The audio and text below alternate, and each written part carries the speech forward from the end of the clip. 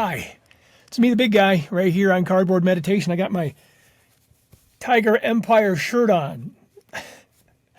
Not much of an empire these days. I don't want to talk about them right now. They make me nervous. I want to talk to you about a very, very special decade, the 1950s. And I'm going to tell you just a minute what I plan to do with this. It's going to be kind of a big overreach for me. It's going to be rather large in size. And I broke it up into 10 different videos. But what I would like to be able to do right now with you is just sit through this first part of this first episode, this first video. It's a little long in the beginning, but if you stick with it, you're going to see some great cards. And then I promise the beginning of these for the next 9 episodes will not be this long, okay?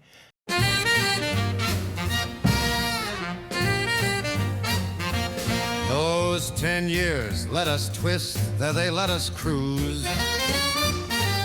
We found our rhythm in blue suede shoes,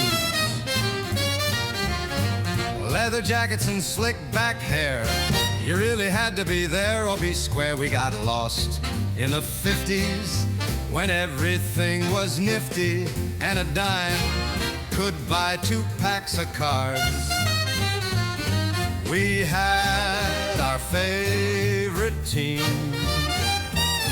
It was a golden decade, it seemed. 10 years still fresh in my mind. 1950s kind of hold a really romanticized history, shaped by nostalgia and, to some extent, wishful thinking. People think most of the time it was peaceful, safe, and moral. And in some cases, it was. The country was starting to thrive after World War II. And the world got a lot smaller when people could get in a car and drive just about anywhere. It was also a time when families were flourishing. You know, soldiers came home. They were doing their thing, putting together a family, getting the GI Bill and going to school. It was a time of prosperity and people were starting to thrive. However, but it was a time of more war.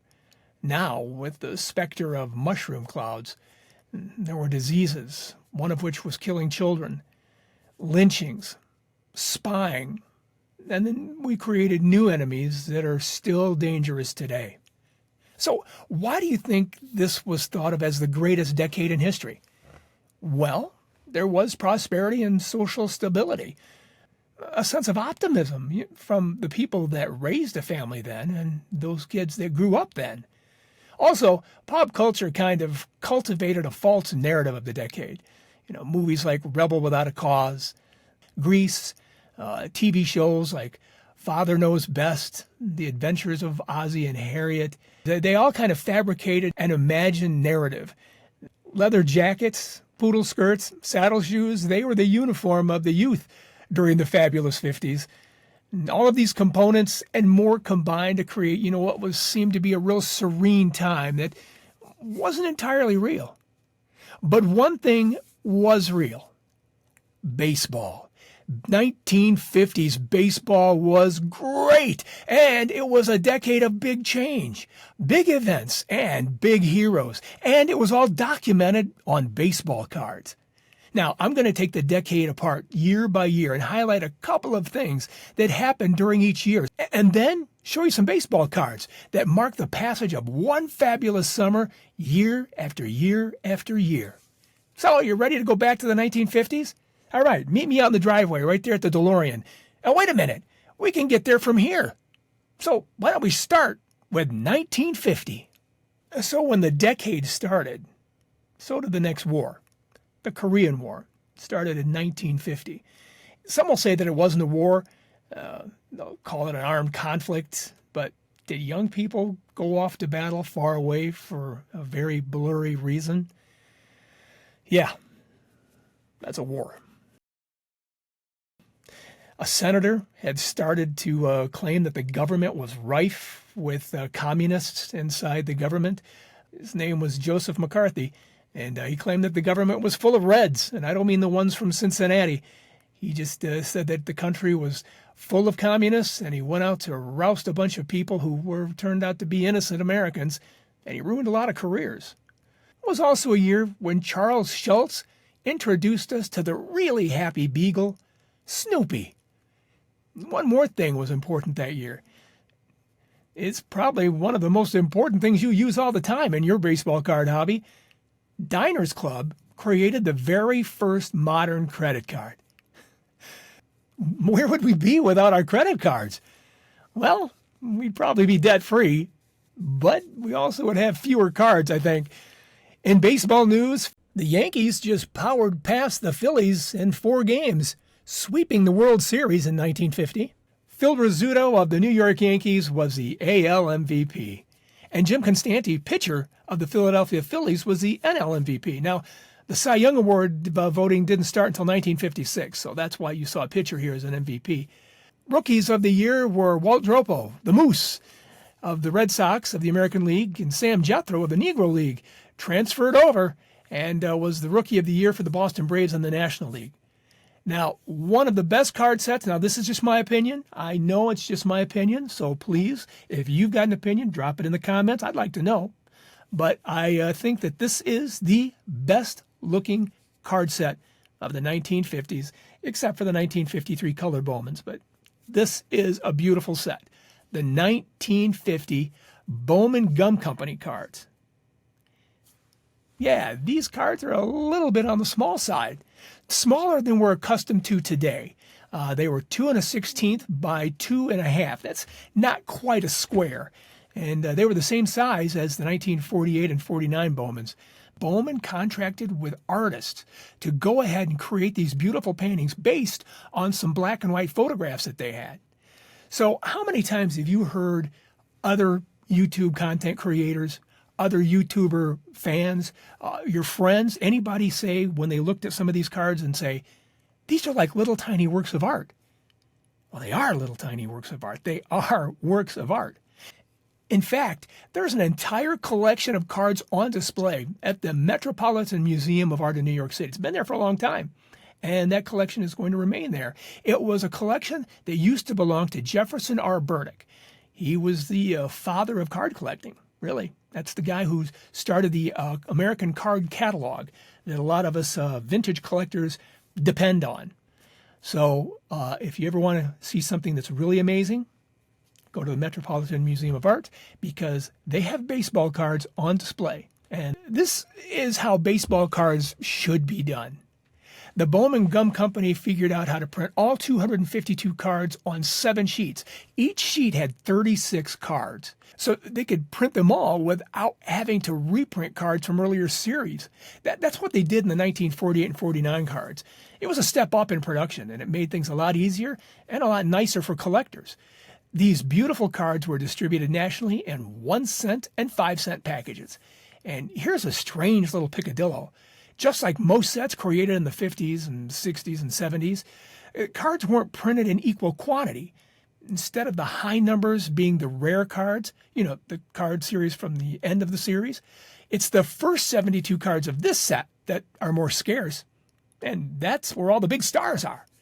Here's the box and the packages that the cards used to come in back in 1950. So take a look at these cards. They're beautiful. They're little tiny, like almost square-like cards there, and the artist painted them on there, but then they outlined around them. Do you see the black outlines around the cards? Well, that's an outline that a lot of artists used back in the day, especially illustrators, and it's used for creating visual clarity. It kind of makes it easier to distinguish shapes and forms. And some serious artists, they kind of look down on artwork that uses these outlines, claiming that the artist in question can't use proper methods to create depth or complex forms, to define complex forms. So no matter what anybody says, these are works of art. And like I said, there's an entire collection in New York City on display waiting for you to come see them. Here's the back of the card. This was a card of Leo DeRocher. Notice that that's just, the kind of like the driver's license there, height, weight, etc. And then there's a little bio there, and it has the number down at the bottom. And then that little round thing up in the right-hand corner, I think that's the coolest thing, the Picture Card Collectors Club. And it talks about 5-star Bowman series. And I think that's a really cool thing, and I don't know anything about it. But I am going to research it, and I'm going to make a video of it later on, so be watching for that. Like I said, the cards are a little bit smaller than we're used to, and there's 252 cards in the set. Now there's 25 Hall of Famers and 21 rookies. And those rookies are like Roy Sievers, Don Newcomb, Del Crandall, Mike Garcia, Hank Bauer, Al Rosen. They're all in this set, and they're not the big ones. They're not like giant Hall of Famers, but they were great players. Take a look at these. There's Yogi Berra up there, and there's Sam Jethro again. Red Shane Deese, Duke Snyder, Klaczewski over there on the right. These are beautiful cards. Beautiful cards. These cards are the same size as the 48 and 49 Bowmans, but you'll notice they're a little bit different as far as content. Right here, take a look up in the top left-hand corner. That's kind of basically what you saw in 48-49, kind of a bust shot or a head shot, although I think that card is much more beautiful than any other card from 48 and 49. That's Richie Ashburn. For some reason, that stark white background just has a very harsh look to it, and I love that card. It's one of my favorite from that set. But look at the other cards. They added an in-action sort of content to their card back in 1950. Larry Doby there at bat, the follow-through of Ted Williams, Jackie Robinson following through there, Warren Spahn with that big wind-up and pitch. These are beautiful cards, but they weren't something you saw in 48 and 49. It was new to 1950, and everybody loved it. The Bob Feller card is just an amazing card as well. Here are a few of the cards from my collection from 1950, Bowman. This is Willie Jones. His 1951 card is the exact same card, just bigger. Philadelphia Phillies there. Here is Eddie Lake. There is a Eddie Lake Society in Detroit that get together and do some things over there. It's kind of like a special club. Every time I hear news from them, I always think of this card. Even in the shape it's in, it's kind of dog-eared, but that's what I think of. This is Eddie Stanky, one-time great player, and became a very good manager as well for the Giants. Eddie Stanky. And this card is actually a guy who is from my neck of the woods, Kalamazoo, Michigan, although that's just a couple cities over from where I live. He played for the Tigers for years. This is Neil Barry. He played for quite a few years. Neil Barry. So what did you think about the 1950s? Do you think they're some of the most beautiful cards of the 1950s? I'd be interested to know. Please drop me a comment. I'd love to be able to see what you think. It's a time for cardboard heroes.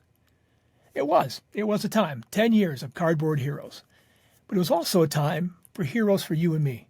Heroes on the cardboard. And thank you very much for watching. Now, keep watching because I'm going to break down the 1950s year by year. And I'm going to show you what I think are some of the finest cards ever made of some of the finest athletes that ever played. So make sure you keep watching. And they'll be coming out probably every 3 to 5 days, all the way up to 1959. And what did you think? Did you think they were some pretty cool cards? Did you learn anything? I hope so. Thanks for watching Cardboard Meditation. I am the big guy. Please, if you will, like, subscribe, and make sure you leave that comment. I want to know what you think about the 1950 cards. And next time, 1951, we're going to take a look at the 1951 Topps Redbacks, the very first issue for Topps. Thank you. Talk soon. Cardboard Meditation helps set your mind right. Thank you for watching. Show us your appreciation by clicking the like and subscribe button. Ring the bell while you're at it so you'll know when we upload a new story.